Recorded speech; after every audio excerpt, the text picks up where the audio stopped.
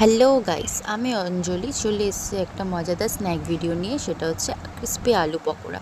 প্রথমে 3টে মিডিয়াম সাইজের আলুগুলিকে ভালোভাবে গ্রেট করে নিয়েছি, আর ভালোভাবে ধুয়েও নিয়েছি। গ্রেট করার পরেও ভালোভাবে জলগুলো ছেঁকে তুলে নিয়ে তার মধ্যে হলুদ গুঁড়ো, লঙ্কা গুঁড়ো, একটু স্বাদ মতো নুন, ময়দা 2 চা চামচ, বড় চামচ, আর কর্নফ্লাওয়ার, লঙ্কা কুচি, ধনেপাতা কুচি দিয়ে ভালোভাবে হাত দিয়ে মাখিয়ে নিয়েছি।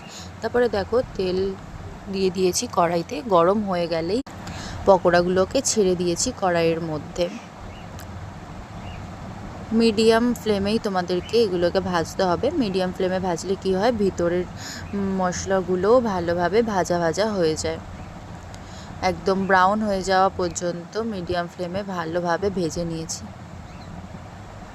দেখো, খুব তাড়াতাড়ি তৈরি হয়ে গেছে ক্রিস্পি আলু পকোড়া। খেতেও খুব চটপাটা হয়।